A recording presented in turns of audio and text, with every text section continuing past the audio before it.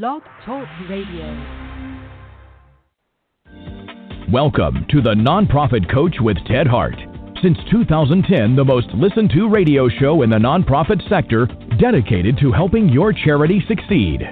It's no secret that combining online and offline techniques is the key to fundraising success, and practical nonprofit management advice is what you need. The Nonprofit Coach with Ted Hart is the perfect landing point to learn from top experts around the world who provide advice you can use. Ted Hart is without a doubt one of the foremost nonprofit thought leaders. Also a successful author, his books range from successful online fundraising to expert nonprofit management. Guests on the Nonprofit Coach are leaders in their field who share their insider tips and trade secrets in a conversational style both the experienced and novice will benefit from. Ted lectures around the world, but now he's here for you. From the latest in charity news, technology, fundraising, and social networking, Ted and his guests help you and your organization move to greater levels of efficiency and fundraising success. This is a live call-in show. Add your voice by calling 347-324-3080. After the show, you can find all our podcasts at tedhart.com. Click on the radio links. Don't forget to dial 347-324-3080. Now, welcome the host of the Nonprofit Coach, Ted Hart. And welcome here to this latest edition of the Nonprofit Coach. Thank you so much for joining us today. We've got a very big show today with Art Taylor, the President and Chief Executive Officer of the Better Business Bureau's Wise Giving Alliance, on our show. We've wanted him on the show for quite some time, so this is a treat not only for me but for all of our listeners to have the opportunity to learn from one of the top experts here in our industry. As our announcer shared with you, you can call in if you wish, but you can also email me at tedhart@tedhart.com with any questions that you may have for our page 2 experts. And as always, we start the show with page 1 news.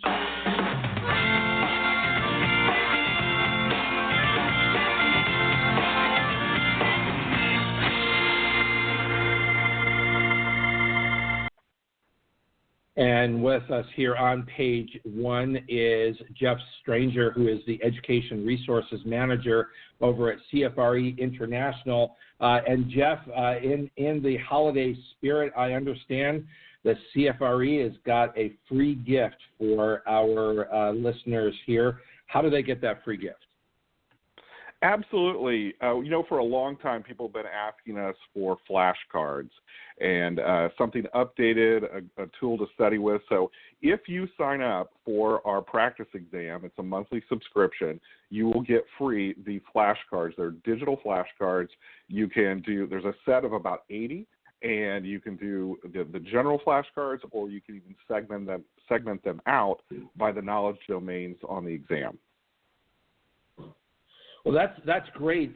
What is the amount of time that someone should begin registering for and beginning the practice exam before they sit or plan to sit for the exam? Well, it really depends on how prepared you feel you are going into this. But I would say somewhere between 30 to 90 days out, it'd be a great idea to subscribe to the practice exam, test yourself, see where you're at, and then that will give you the sense of what you need to focus on over those next 30 to 90 days, and you can really tailor your study and your preparation based on what the practice exam tells you. And the great thing about the subscription part of the practice exam is that you can take it over and over and over again during those 30 or 90 days that you're subscribed.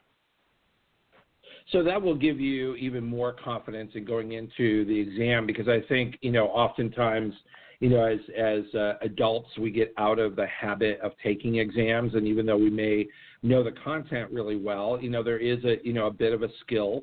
And like anything else, like going to the gym, you've got to work out that skill. And this practice exam is a great way to do that. As you know, and as our listeners know, the Nonprofit Coach is a big fan of standing for the CFRE exam as an indication of your commitment to our profession. What other updates do you have, Jeff, from CFRE International? Sure. If you want to take the exam in the first window of 2019, the application deadline is January 15th, so keep that in mind.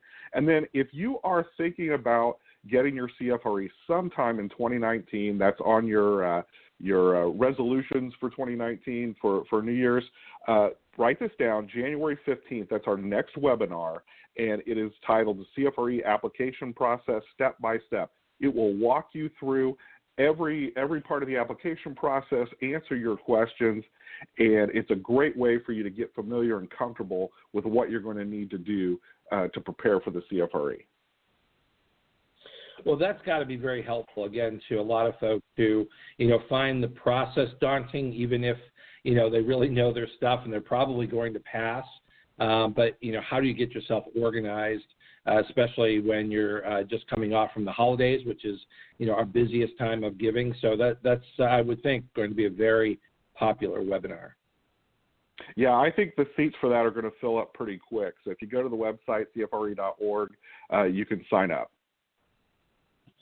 Any more updates for us before we head on over to our page 2 expert for today? I think that's it. Just keep those 2 dates in mind, January 15th, both the webinar and the deadline for the application first window. Jeff, thanks so much again for being our guest here on the Nonprofit Coach. It's now time for page 2.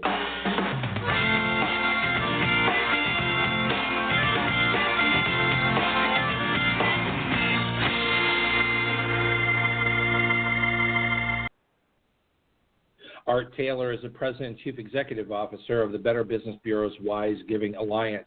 You can find them online at give.org.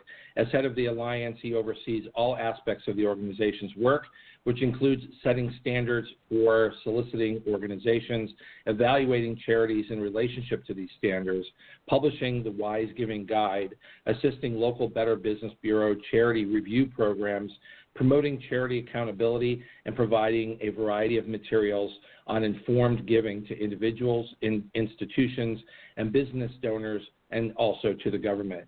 Since he began in this position, the Alliance has increased the number of reports from 250 to well over 1,400 of the nation's most asked about and nationally soliciting charities.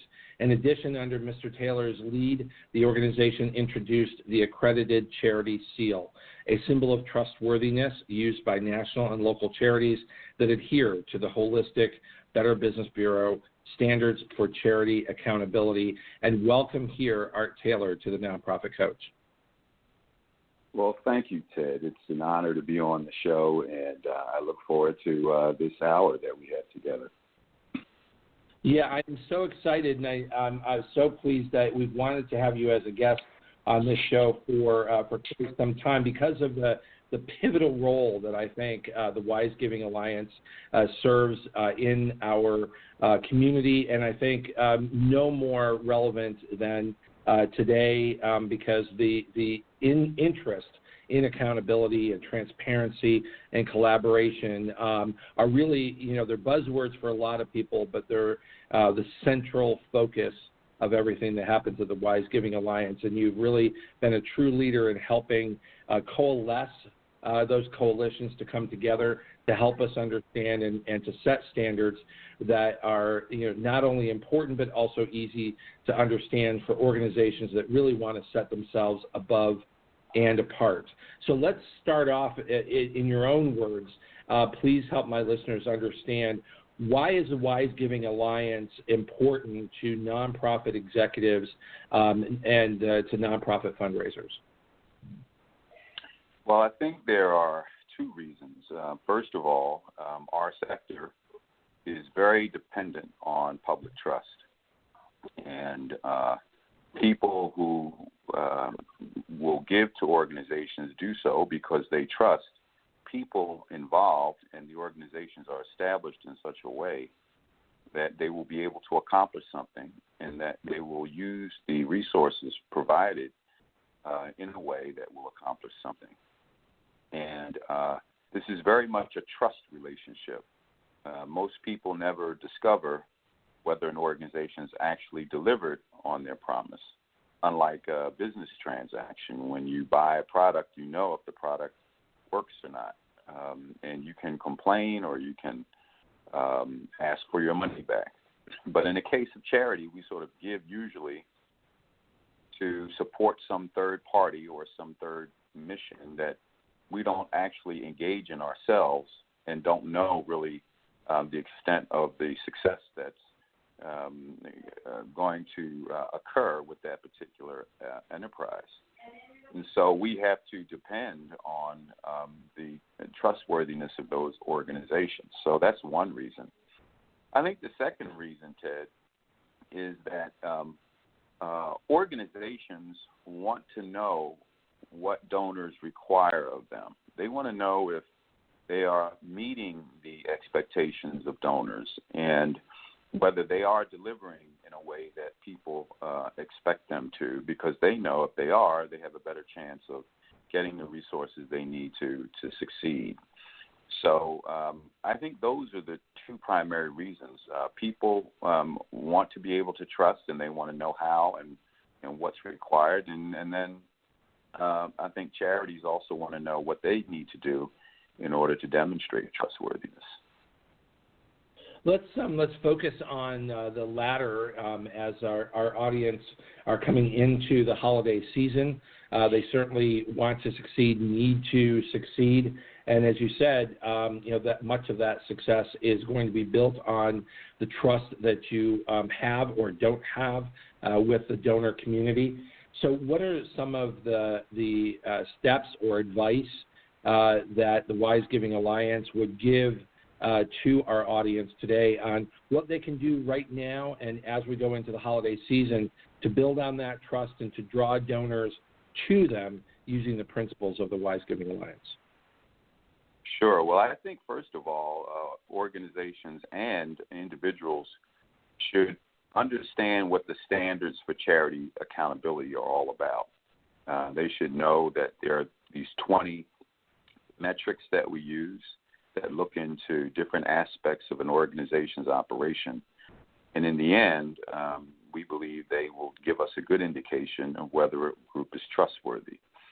So the standards cover things like how well an organization's board operates and how well it's governed. They cover the way and quality of their financial operations, the way they use their funds.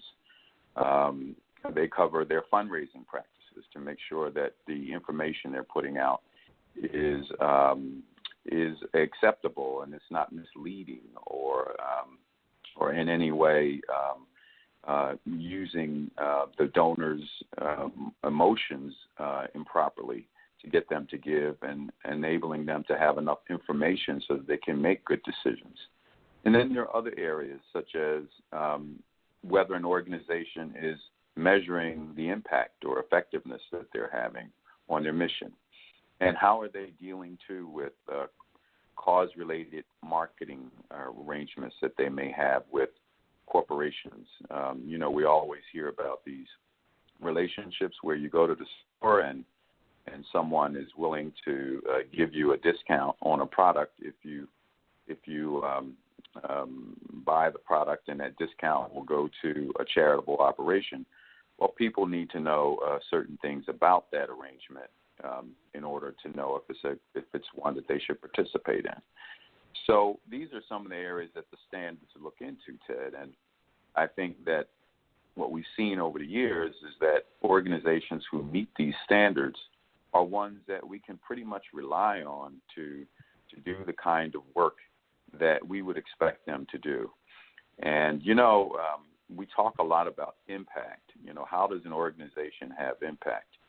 Well, in our sector, impact is not always easy to achieve, and it's certainly not always easy to measure. But we should always be trustworthy.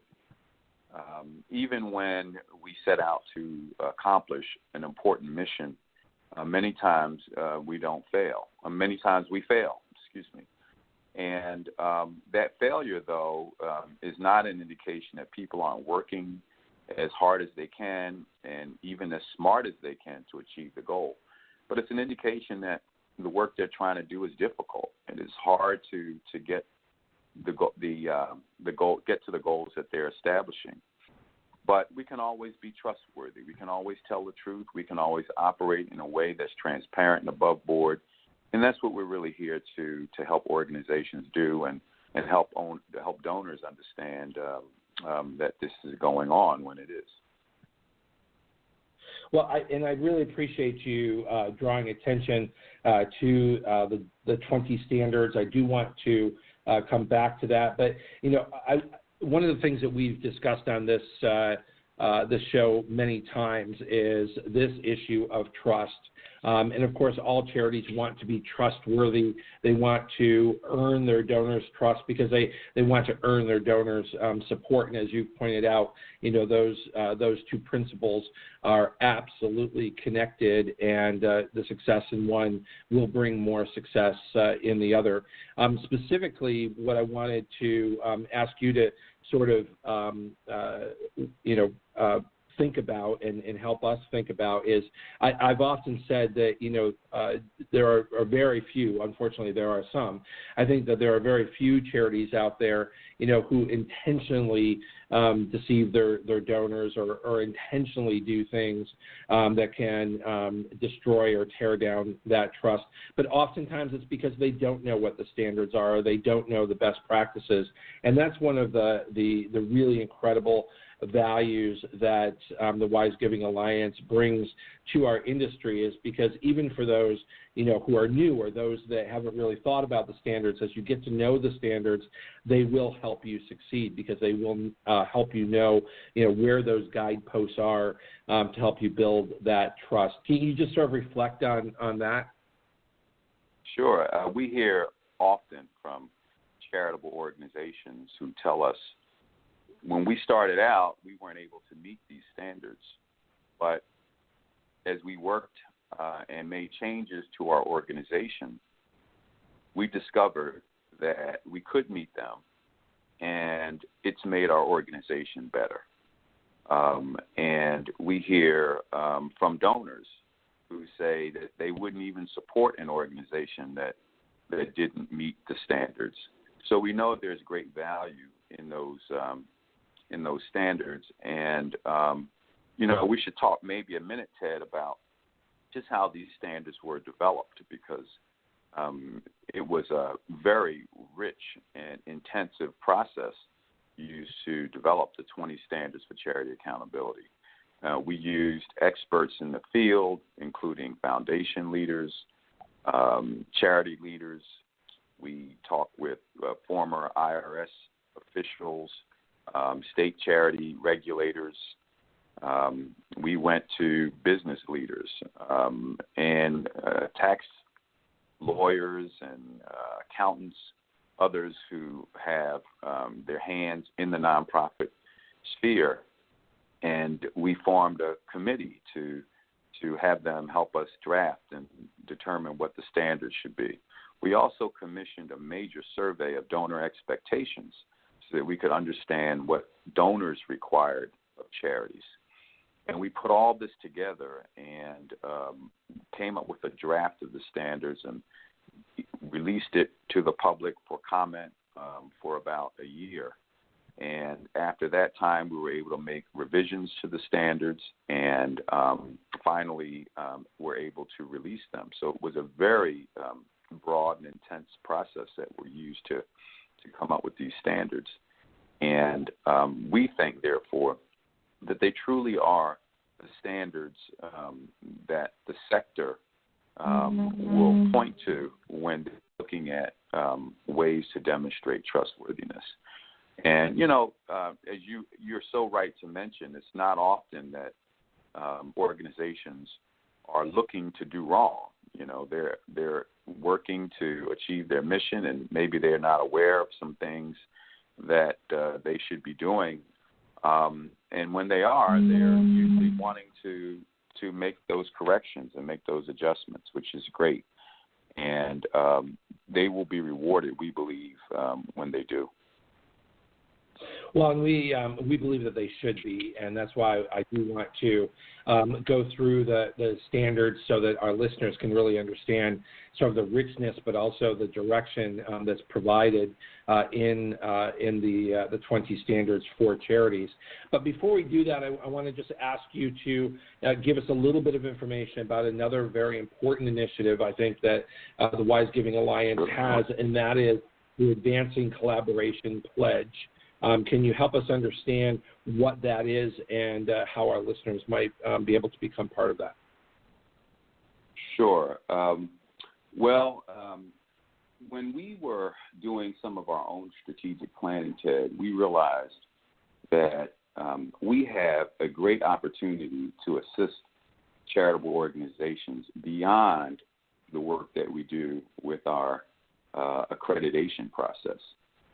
And that is because we collect quite a bit of information from organizations, and they also trust us and tend to rely on the insights that we're able to provide them as a result. What we discovered is that many organizations struggle to innovate. And in a world in which we're seeing rapid change and the need to augment and supplement and come up with new programs, that's very difficult. It's very difficult when organizations are struggling to innovate, and mainly because they don't necessarily have the resources to do it. So you see many organizations that are doing great with their programs today, but they're also putting most of the money they have toward and the resources they have toward those programs. So how do they find the resources to innovate? We envisioned a world in which innovation occurred through collaboration. So if I have a little bit of what I need to create something new, and I work with several other entities, maybe together we could come up with a new product or service that could make a difference to people who need help. One great example that I use often is to think of an animal rescue organization and a battered women's shelter. Ordinarily, you wouldn't think that those two entities would have a whole lot in common. But as it turns out, it's been reported through surveys that 60% of battered women will refuse to leave their batterer because they're worried about a pet at home. And so this organization called Red Rover out on the West Coast found this out and began working with battered women's shelters, basically saying, we'll find homes for those pets while a woman gets the help she needs or a battered person gets the help that they need. And you have a great collaboration here between two entities. They created new value while at the same time, maintaining a strong program. And I just thought, wow, how many possible relationships are there out there in our sector, given the millions of organizations that we have, the millions of programs, that if people were more intentional about seeking these relationships out, we could do so much more in the world. We could have so much more impact. And so we decided that we would use our platform, use our position in the sector to inspire or encourage organizations to collaborate. And so we created this way for organizations to be to pledge that they're willing to collaborate, and for donors to also say that they're willing to support organizations that will collaborate, and that became the collaboration pledge. But to go along with that, we also came up with 9 important considerations, and these are, I think, guide marks that help organizations that are really thinking about collaborating. And, of course, the first is to build trust. You can't really expect to work with anyone who doesn't want to, who isn't demonstrating trustworthiness, right? It's hard to work with people you don't trust. The second is to have a vision. Without a vision for the future, it's hard to know who your right collaborators are. So you should think longer range than most organizations generally think, so that you can have a vision and then identify the right partners. You want to seek to assure the success of your collaborators. And imagine a world in which not only do we think about how we could be successful, but we thought about the importance of our collaborators being successful. Because frankly, in a collaboration, if your collaborator isn't successful, then the project isn't going to be successful.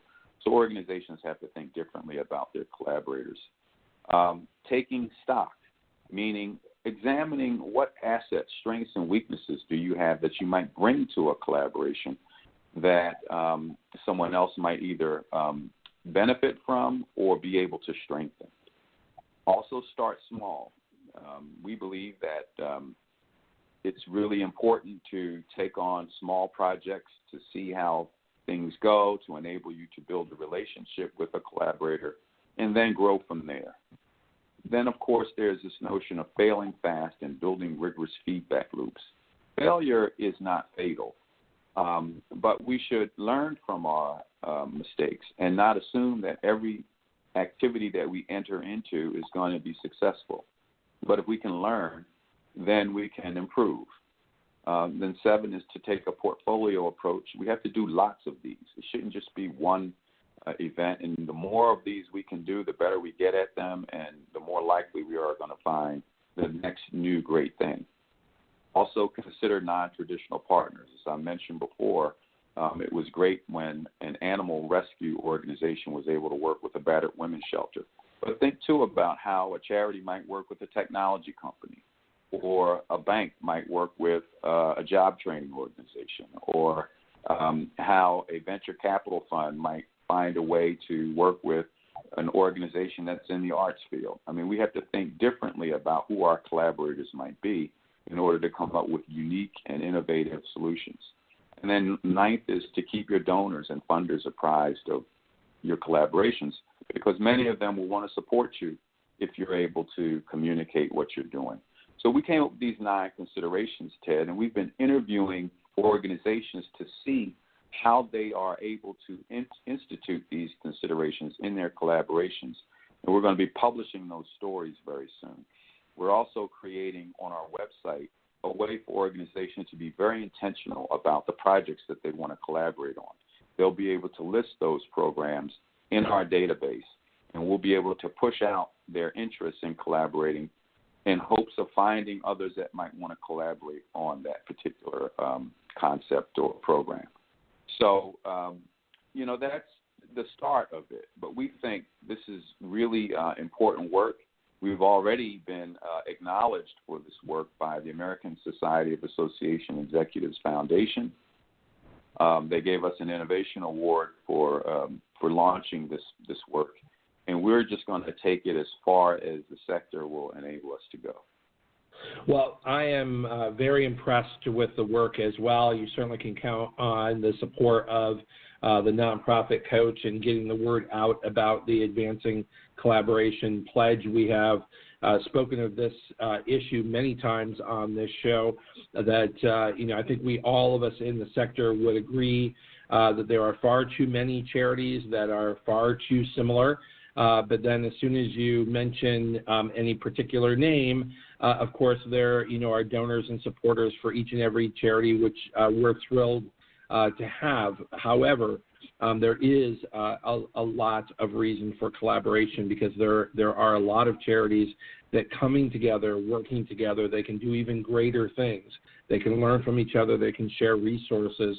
And I think for any donor, the ability for organizations to become more effective and efficient through collaboration, that, again, goes right back to the heart and soul of the Wise Giving Alliance, which is building trust and setting standards. We're going to take a very quick break here, Art, and when we come back, I want to get into the 20 standards so that our listeners can learn from you, the expert on these standards, and how they can implement those to build more trust. And we'll be right back.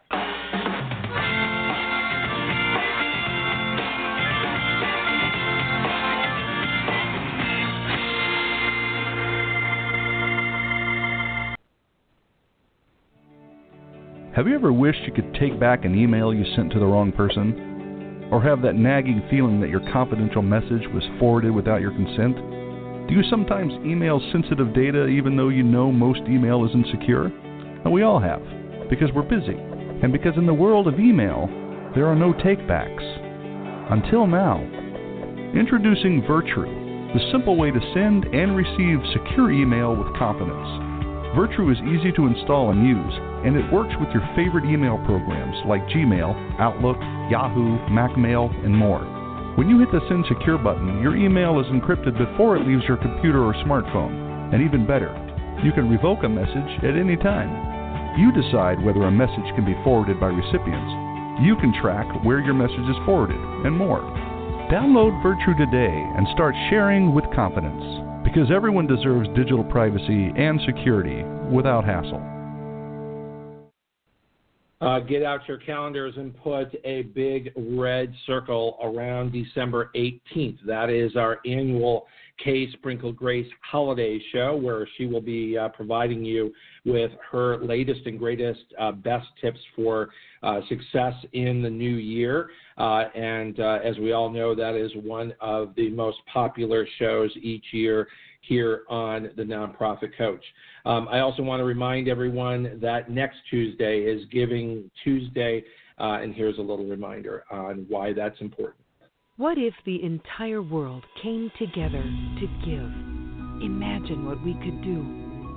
From the smallest towns to the biggest cities, people across cultures, borders, and oceans unite on Giving Tuesday for one common purpose: to do good. In just 6 years, families, organizations, businesses, and neighbors have grown Giving Tuesday into a global movement. It's changing communities and inspiring action. And together, we're having a big impact. Last year alone, there were Giving Tuesday activities in nearly 100 countries.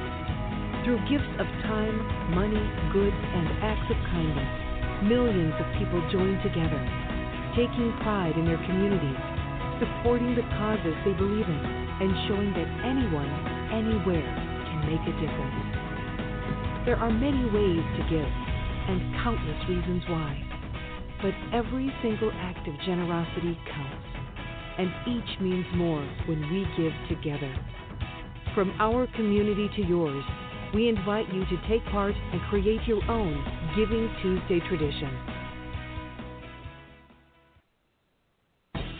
Remember, our podcasts and archives are always available 24 hours a day at tedhart.com. Click on radio links.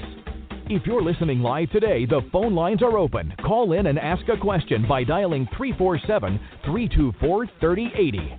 Now, back to the Nonprofit Coach with Ted Hart. And we're back here live with Art Taylor, President and Chief Executive Officer of the Better Business Bureau Wise Giving Alliance.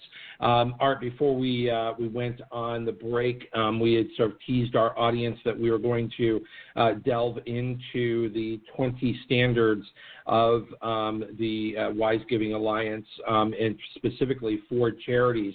And you start off with board oversight, a board of directors that provides adequate oversight of the charity's operations and its staff. What is the standard here? Because sometimes there can be sort of static between the staff and the board. Where is that boundary? Whose job is it anyway? Well, the oversight has to be the responsibility of a volunteer board that is free of conflicts and it's independent, so that the work of the staff can get legitimacy, and that the public has a sense that people who are both interested in the success of the organization but disinterested so much in the particular details can really oversee what's really happening in the organization. And they can be sort of a protectant for the public.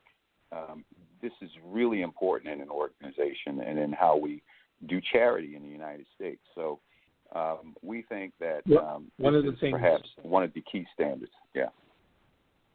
Yeah, I think so too. One of the things that I often try to help particularly nonprofit executives to understand is, sort of the chicken and the egg. It is possible to have a nonprofit organization without a paid staff, but it is not possible to have a nonprofit organization without a board of directors. So understanding where that authority comes from. In number 2, board size, minimum of 5 voting members. Why and what is the danger of having a board that's too big? Sure. A minimum of 5, of course, protects from having the lack of diverse thought on the board. And 5 people could be the right number for some boards, but many will usually want more to make sure that they have that diverse thinking about the organization and its mission, and also that you have these individuals who can sort of cover the broad spectrum of oversight required. Now, that doesn't mean that organizations can have boards that are too large, because they certainly can. When you start to see boards where people aren't showing up, or they aren't engaging, or they seem to have difficulty getting quorums, then you're probably reaching a point at which you have too many members. So organizations need to keep that in mind too. Board meetings should have a minimum of 3, evenly spaced throughout the year. What is the potential danger? And this is one of the things that we've discussed on this show. Of a lot of organizations have a tradition of monthly board meetings, which in and of itself I don't think is a problem. However, 2 things that often come to mind that I've seen far too many boards fall into the trap of, and that is that we meet because it's a tradition to meet, but there isn't actually any business to conduct. And it makes a board feel that they then need to become a committee of the whole, and instead of providing oversight and strategic direction, they then get into managing the organization. So what's the wisdom of having a board meet in fewer very powerful meetings than many sort of weak or just traditional agenda meetings? Well, that's a great question, Ted. And from my perspective of having served on boards, and I still do, and also having to report to a board, board meetings are major events for organizations. And having too many of them can put the staff at risk, because you are spending lots of time preparing the board to have meaningful time together, providing oversight. And if you have a particularly small staff, or even if you have a large one, having, for instance, a monthly meeting can be very burdensome on a team. And what you're going to find potentially is that the organization isn't able to keep up with the needs of the board to meet that frequently. And so the meetings aren't necessarily as meaningful as they could be. Yet, if you had too few meetings, then there isn't oversight. So every organization is going to have to figure out what that right balance is. And I totally agree that if you have lots of meetings, there's a tendency for the board to spill over into management of the organization. And when that happens, the organization, again, is in jeopardy, because the board is supposed to provide oversight, not supposed to be doing the work if there's a staff to do the work. And who do we hold accountable if the board is actually doing the work of the organization? So that is one little point that I think boards that tend to meddle should probably take into account before they begin scheduling their meetings out through the year. If they have meaningful things to talk about in 12 meetings, and they are all oversight, policy, or strategy, then wonderful. But if you're going to get into the actual work of the organization, then I think that's a challenge. Terrific. Board compensation, it says no more than 1 or 10%, whichever is greater, directly or indirectly compensated people. And of course, this is the issue, and I think when people read this, they may be confused by this because our tradition is to have voluntary, uncompensated boards of directors. But sometimes there is a staff person, the chief executive officer, or other person who is also serving on the board. And I really love the fact that you make a point of saying in the standard that, okay, if the board feels that there's value in maybe one person, or certainly no more than 10% of the board, they should not be in the role of board chair or treasurer. Yes, and that's a really important point you noticed there. The chair of the board is really responsible for the work that the board does to provide oversight. And if the chair is being compensated, then who is essentially providing the oversight? They're essentially putting themselves almost in a staff position. And they could be, in a sense, co-opted by the money that they get. And we just don't want that. And even if they're not, there's this bad appearance that somehow that could occur. And boards should be able to operate as a body and not as individuals, too, which is another important point. And you want there to be ease in transition of leadership among the board, so that you're not having the same people in place. And if there's this compensation, there's more of a desire, I think, for some people to stay in that role, even beyond their usefulness. So I think we have to keep that in mind. But the primary thing here is to avoid people being in roles where they're not able to provide adequate and independent oversight. Exactly. And that brings us to number 5, which is conflict of interest. No transaction in which any board or staff members have material conflicting interests with the charity resulting in any relationship or business affiliation.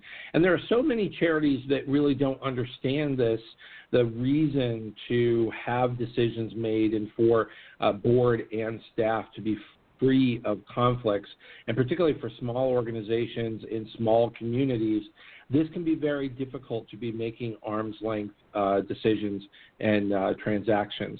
Tell us a little bit more about why this is important. I think this is perhaps one of the biggest challenges for many organizations, particularly ones in small communities where there are limited resources for them to accomplish their work. You'll find sometimes that people will double as sort of a business person and a board member. And if you want to get, let's say, your printing done, then it's that company that is doing all the printing that may be serving also in your position as a director. And so you have to find ways to manage that. And what we encourage is that if you can, avoid these altogether. Let's not have people who serve on the board who are also providing services or products to the organization. And if there are occasions when you feel you need to have that person on the board, then let's look at how material this relationship is. Let's look at whether or not this is a transaction that is going to be ongoing.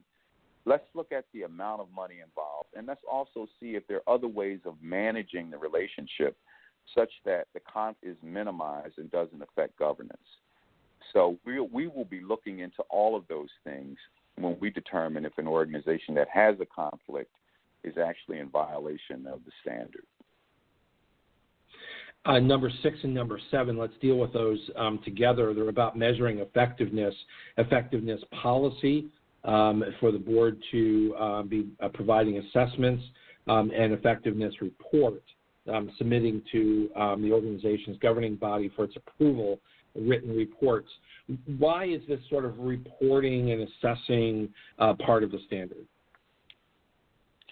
Well, when we revised the standards back some years ago, we created these two standards because there was a lot of talk about the importance of organizations being effective in achieving their mission.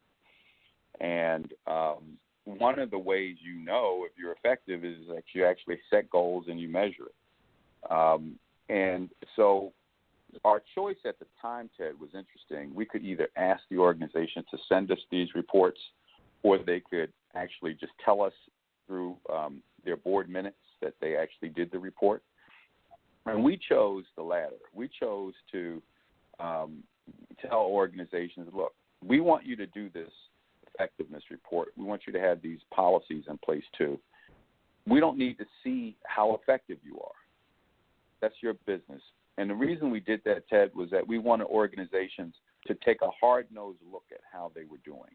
And we felt that if they shared the report with us, then it would just be a fluff piece, showing us everything they did right, because they wouldn't want the world to know any dirty laundry, so to speak. But the main thing here is that organizations have a policy of assessing their effectiveness once every couple of years, and that they actually do the assessment.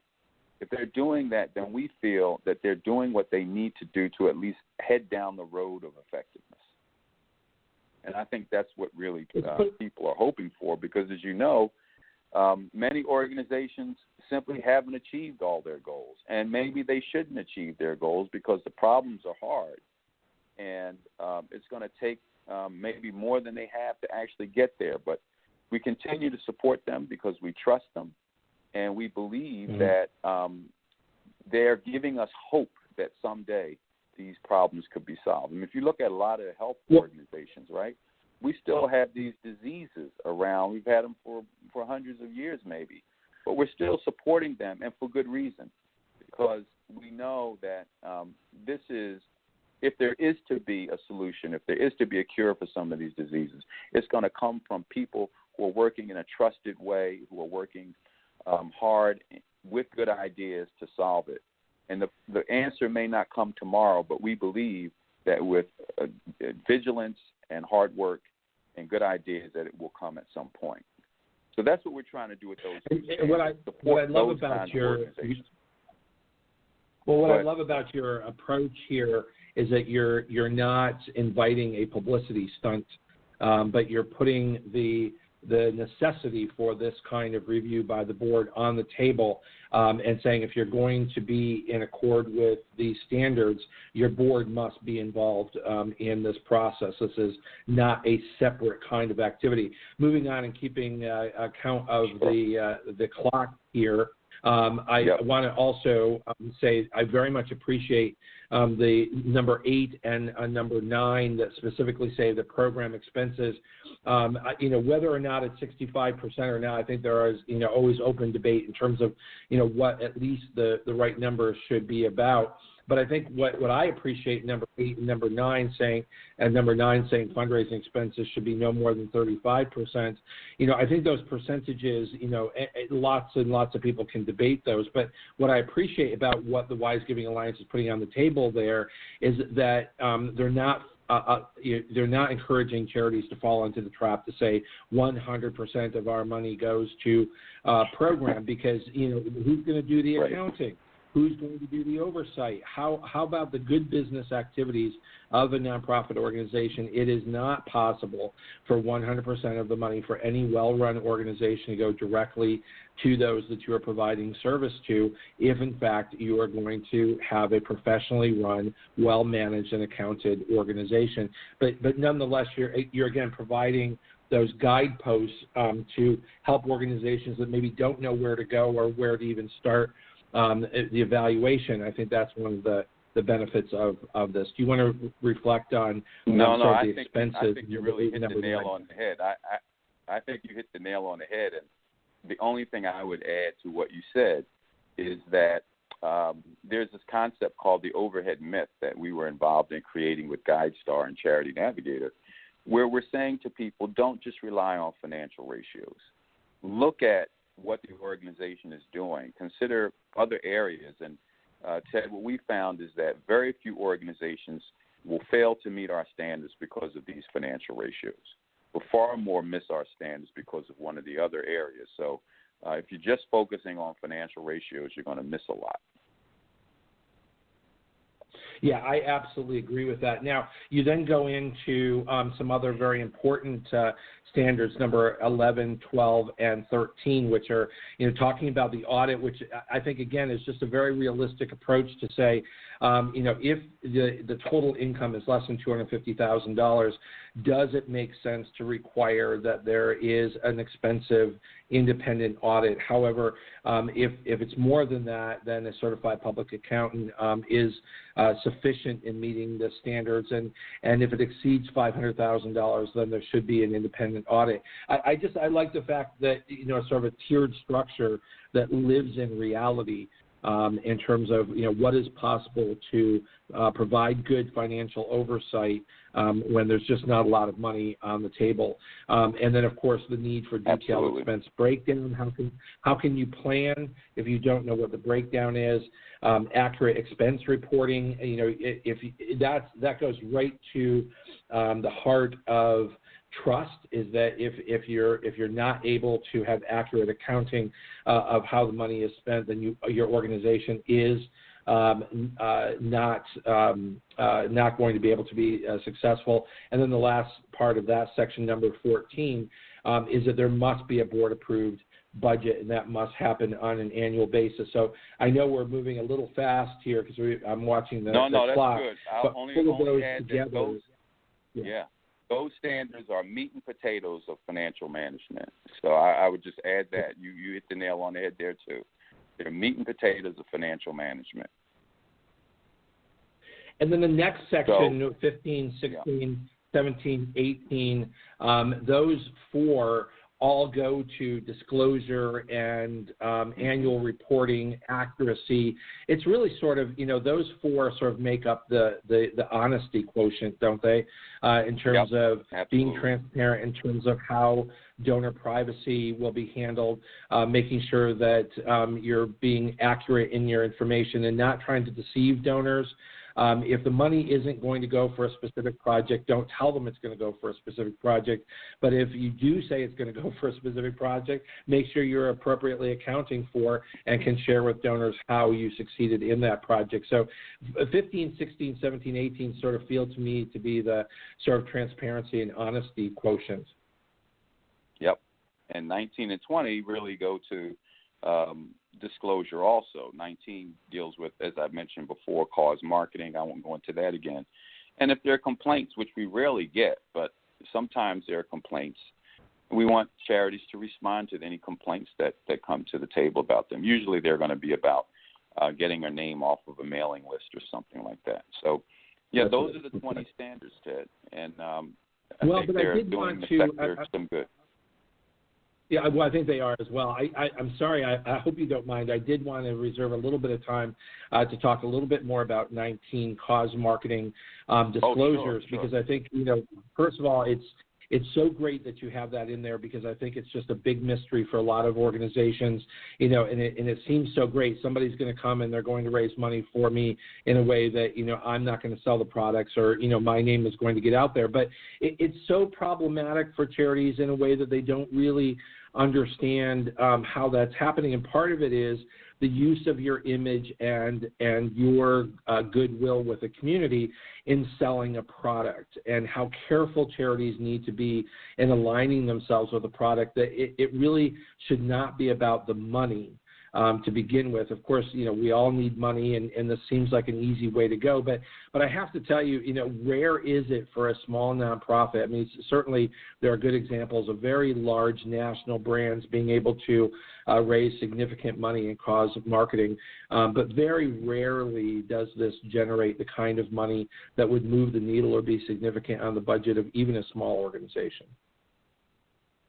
Very well said, and I think organizations are trying to do more of this, but generally they can be taken advantage of. And we hear from charities from time to time who say, thank you for this standard, because we were able to tell a business that they have to make certain disclosures, and the companies have said, well, we really don't want to disclose that it's such a little amount that we're actually getting. So it becomes very helpful to organizations, to actually get what they're worth in these relationships.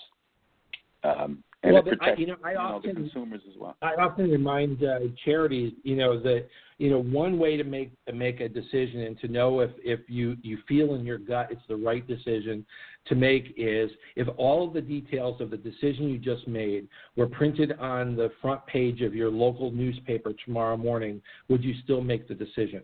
And I think, when it comes to this cause marketing disclosure, if you don't want to tell people how small the percentage is that you're going to make on each product, then why would you want to have your name associated with that campaign? And again, going back to, if your donor knew everything, it was on the front page of the local newspaper, would you still make the decision? It's a little hard to think that you're going to make a bad decision if you use that sort of rule of thought. Absolutely.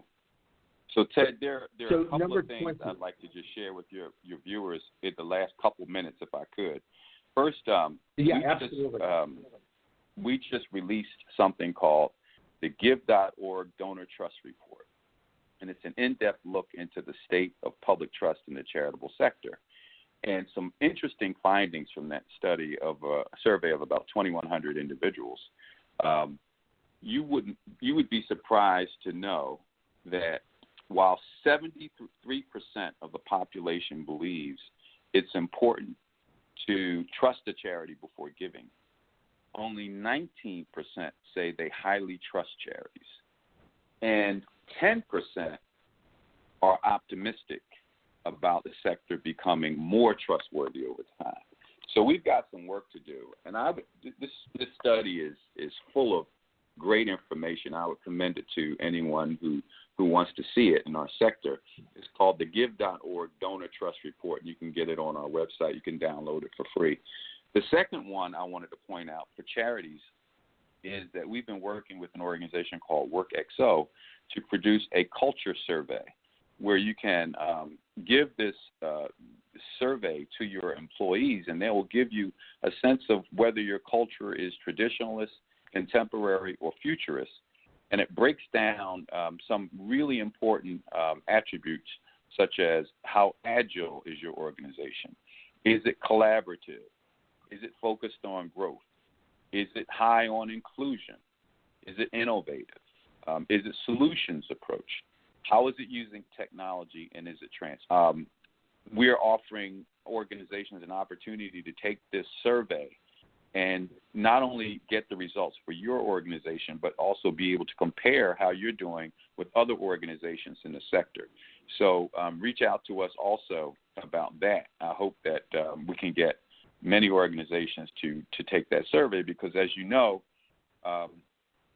Ted, strategy is one thing, but if you don't have a culture in place that will help you reach the strategy, then you're going to have problems. So I wanted to make sure that people were aware that this opportunity was out there.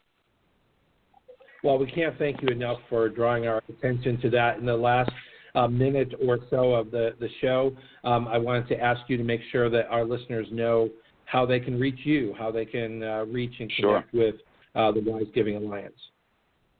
Well, wonderful. First of all, I hope you'll follow me on Twitter. I am H_Art_Taylor.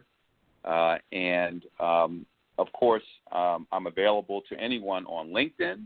You can find me. And our website is give.org, and my email address is ataylor@give.org, ataylor@give.org. So please reach out to me. I love meeting new people and reconnecting with old friends like you, Ted. And I hope that we've been able to provide you with some information that has been helpful to your organization. And if not, then let us know what your needs are, and we'll see if we can't come up with something that can be helpful to you. That's why we're here. Art, you have been so informative. The Better Business Bureau Wise Giving Alliance is such a leader in the sector. Please, everyone, go to give.org, learn more about this, become more transparent, raise more money, and do good. Thank you for being my guest here today on the Nonprofit Coach. You've been listening to the Nonprofit Coach Radio Show with Ted Hart. Tell all your friends to check out our production schedule and download our iPod and iPad-friendly podcast at tedhart.com. Thanks for listening to the Nonprofit Coach.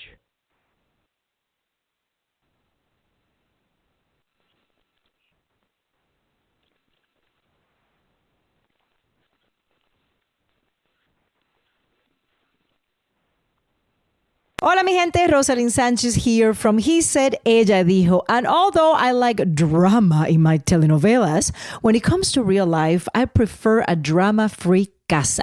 Thanks to Fabuloso. Its remarkable lavender scent lingers like a longing glance.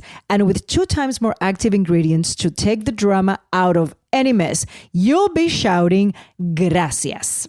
Fabuloso's 2 times concentrated formula provides 2 times more active cleaning ingredients versus non-concentrated Fabuloso Original. Use as directed. Hey, it is Ryan Seacrest. There's something so thrilling about playing Chumba Casino. Maybe it's the simple reminder that with a little luck, anything is possible. ChumbaCasino.com has hundreds of social casino-style games to choose from with new game releases each week. Play for free anytime, anywhere for your chance to redeem some serious prizes. Join me in the fun. Sign up now at ChumbaCasino.com. Sponsored by Chumba Casino. No purchase necessary. VGW Group. Void where prohibited by law. 18 plus terms and conditions apply.